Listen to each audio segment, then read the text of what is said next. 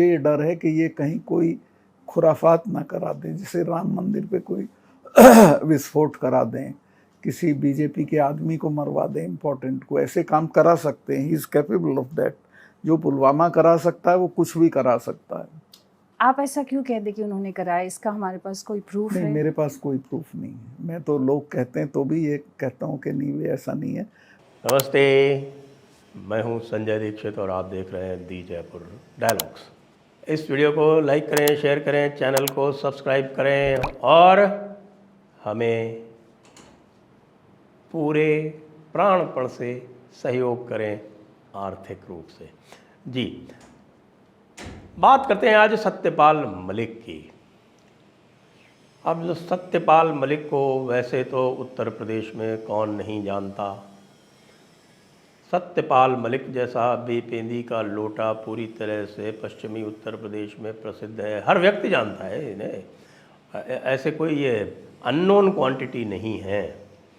और उन्होंने बड़े सनसनीखेज कुछ बयान दिए हैं कल, और उनमें से 3-4 जो मुख्य बयान हैं वो, पहली बात उन्होंने कही कि भाई कि अगर 2024 में मोदी को नहीं हराया तो देश के लिए बहुत बुरा हो जाएगा। दूसरा उन्होंने कहा कि भाई ये क्या है कि लोग इससे फेडअप हो चुके हैं मोदी से, और यदि 200 के नीचे चले गए ये तो इनकी पार्टी वाले इनको खुद हटा देंगे, लेकिन इससे बचने के लिए ये किसी भी हद तक जा सकते हैं। और पुलवामा में हमला मोदी ने ही करवाया था, वो 2019 से पहले, क्योंकि उनको पता चला था कि 2019 में वो हार रहे हैं, और 2024 से पहले ये कुछ भी करवा सकते हैं, ये राम मंदिर पर हमला करवा सकते हैं, ये किसी बीजेपी के नेता को मरवा सकते हैं। ये सत्यपाल मलिक 4 प्रदेशों के गवर्नर रह चुके सत्यपाल मलिक। जी हाँ, बिहार, जम्मू कश्मीर, गोवा, मेघालय, और फिर मणिपुर की बात करते हैं कि साहब कि मणिपुर में अभी तक सीएम को नहीं हटाया गया, और सीएम को हटा के वहाँ पर क्या संदेश देना चाहते हैं, इत्यादि इत्यादि। तो सबसे पहला प्रश्न मेरा इसमें सत्यपाल मलिक से नहीं है। सबसे पहला प्रश्न मेरा इस समय जो है वो भारतीय जनता पार्टी से और स्वयं मोदी जी से है कि आपने क्या सोचकर इस व्यक्ति को 4-4 बार गवर्नर बनाया। पॉइंट नंबर 1, आपने क्या सोचकर इसकी ऊल जलूल बातों को सहते हुए इसको 5 वर्ष पूरे करने दिए। विशेषकर जब आपका किसान आंदोलन चल रहा था तो ये पूरी तरह से जो हमारे अराजक तत्व, जो धरना जीवी, जो आंदोलन जीवी जो थे, उनका समर्थन यह व्यक्त कर रहा था एक संवैधानिक पद पर बैठे हुए, आपने उसको क्यों नहीं हटाया। तो सत्यपाल मलिक आज जो कुछ भी कह रहे हैं उसकी जितनी रिस्पॉन्सिबिलिटी, उसका जितना उत्तरदायित्व सत्यपाल मलिक पर है, उससे कम हमारे भारतीय जनता पार्टी के लोगों पर नहीं है। ये बिल्कुल स्पष्ट हो जाना चाहिए। तो इसलिए सबसे पहले तो मैं ये आरंभ करता हूँ कि भाई इस सत्यपाल मलिक में ऐसी क्या खास बात थी जो आप लोग जानते थे और जो हम लोग नहीं जानते थे। क्योंकि हम जानते हैं इसको उस समय से, जब ये बेपेंदी का लोटा पहले जयप्रकाश नारायण जी के साथ लगा, और उसके बाद फिर लोकदल में चला गया, फिर पार्टियां बदल बदल के और बाद में जाके बैठ गया गोदी में भारतीय जनता पार्टी के। जब भारतीय जनता पार्टी की सरकार बन गई और इन्होंने पता नहीं इसमें क्या देखा कि भाई ये पश्चिमी उत्तर प्रदेश में जाटों में इसका बड़ा प्रभाव है। अरे साहब, पश्चिमी उत्तर प्रदेश में तो ये जो है वो एक नुक्कड़ सभा पे 50 लोग नहीं इकट्ठे कर सकता। ये किसी भी मेरठ मुजफ्फरनगर वाले से पूछ लीजिए। लेकिन आप लोगों ने इसको इतना महत्व दिया कि अब देखिए साहब, जम्मू कश्मीर में कह रहे हैं कि इस पुलवामा में जिस समय हमला हुआ, इस समय ये भाई साहब जो थे वो वहाँ के गवर्नर थे। जी हाँ, फुल फ्लेज्ड गवर्नर, क्योंकि उस समय जम्मू कश्मीर जो थी वो फुल फ्लेज्ड स्टेट थी और उसके वो फुल फ्लेज्ड गवर्नर थे। और एज गवर्नर जो वहाँ की जॉइंट कमांड होती है और जो पूरा जो उसका इंटेलिजेंस ऑपरेटस होता है उसके ये मुखिया थे।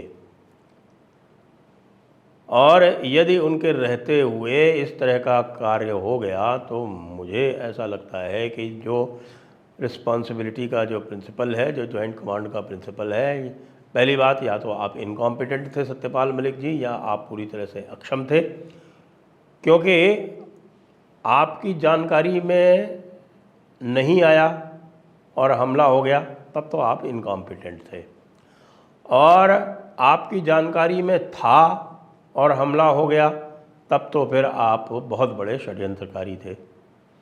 तो जो इस समय आप आरोप लगा रहे हैं प्रधानमंत्री पर, नरेंद्र मोदी जी पर, उसके लिए स्वयं आपको कटघरे में खड़ा क्यों न किया जाए सत्यपाल मलिक जी, क्योंकि जम्मू कश्मीर में तो आप ही इस समय राजा थे।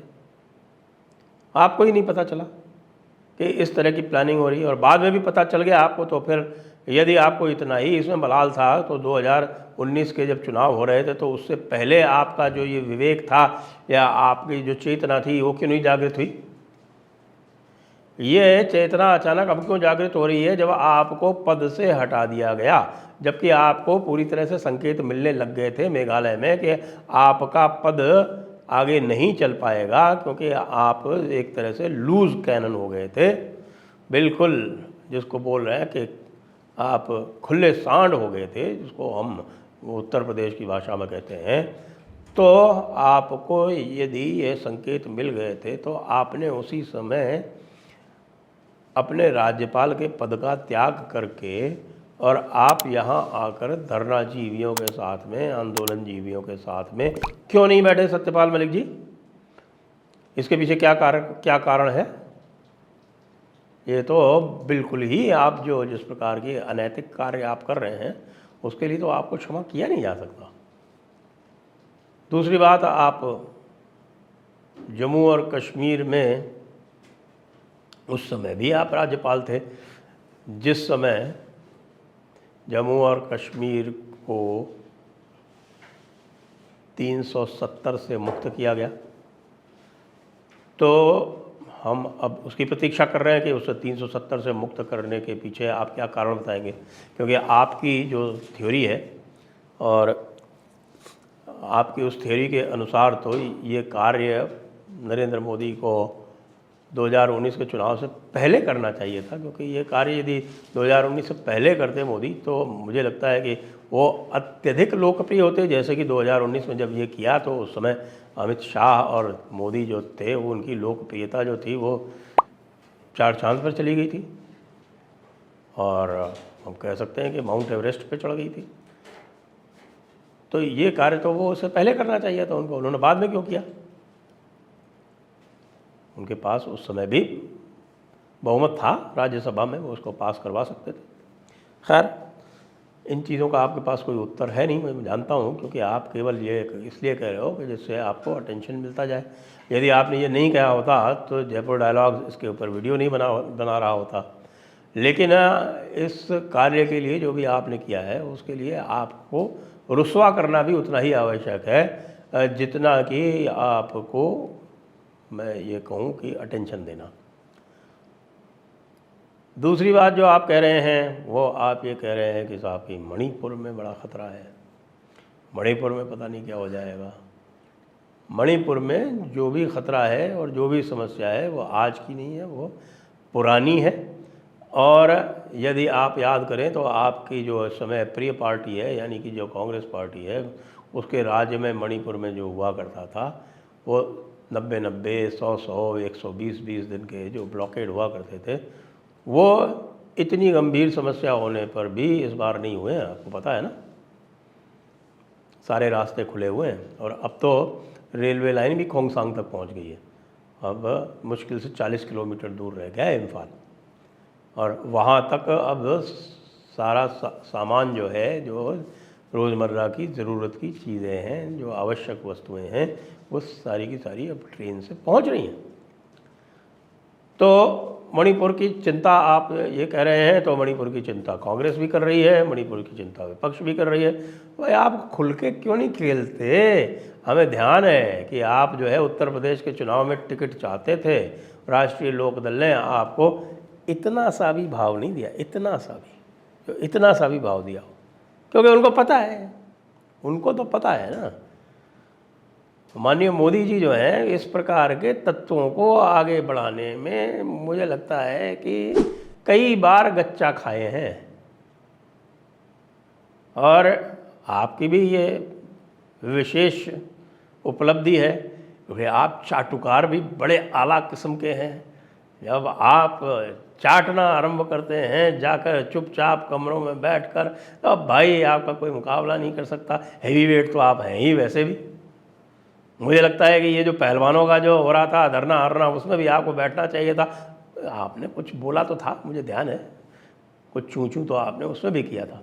और फिर जहाँ तक बात है कि साहब के 2024 चुनाव जीतने के लिए कुछ भी कर सकते हैं, कि यहाँ तक कि विस्फोट करा सकते हैं और राम मंदिर में करा सकते हैं। अरे भाई सुन लो मेरी बात, राम मंदिर में विस्फोट कराने की कोई ज़रूरत नहीं होती, क्योंकि इस तरह के विस्फोट तो रोज़ हुआ करते थे कांग्रेस के राज में। लेकिन उससे क्या कांग्रेस सत्ता में आ गई क्या? या आपको लगता है कि भाई कांग्रेस के जब 2008 के जब चुनाव हो रहे थे उससे पहले जयपुर में बड़ा बम ब्लास्ट हुआ, तो उससे जो है उनको फ़ायदा हो गया कुछ? या आपको याद होगी आप 26/11 का जो पूरा कांड हुआ था मुंबई में, तो वो जो 26/11 के कांड के तुरंत बाद चुनाव हुए थे और उसमें कांग्रेस जीत गई थी राजस्थान में। तो आपको लग रहा होगा कि साहब इस तरह से कुछ हो गया, लेकिन ये कार्यक्रम जो है ना भाई, ये अब होते नहीं हैं और इनसे किसी भी प्रकार का कोई उत्तर देने की भी आवश्यकता नहीं है, इससे कोई प्रभाव भी नहीं पड़ेगा। क्यों? क्योंकि आप देख रहे हैं आपका प्रिय, कांग्रेस का प्रिय, जो बेपेंदी का लोटा रजत शर्मा, जिस तरह से वो लुढ़का है मोदी के पाले में, उसी से ही आप अनुमान लगा लीजिए ना कि ऊँट किस करवट बैठने वाला है। क्या करोगे आप? कांग्रेस पार्टी क्या कर लेगी? विपक्ष क्या कर लेगा? जब उत्तर प्रदेश में ही उनका दम फूलने लगा है, उनकी सांसें फूलने लगी हैं, उनकी हवा निकल गई है। उत्तर प्रदेश में नहीं मिलना, बिहार में नहीं मिलना, मध्य प्रदेश में नहीं मिलना, राजस्थान में नहीं मिलना, गुजरात में नहीं मिलना। ये जो हैं ये क्षेत्र, इनको मिला के आप समझिए लगभग 200-250 से ऊपर सीटें हैं और उस 250 सीटों में ही बीजेपी 200 ले आती है। बाकी का करना क्या? सत्यपाल मलिक, ये जो आपकी जो शातिर चालें हैं ना, ये सब लोग उत्तर प्रदेश के तो बहुत अच्छी तरह समझते हैं, पश्चिमी उत्तर प्रदेश के तो बिल्कुल नज़दीकी से समझते हैं। और अब हमारे माध्यम से जो शेष भारत है वो भी अच्छी तरह से समझ जाएगा। जय हिंद, वंदे मातरम।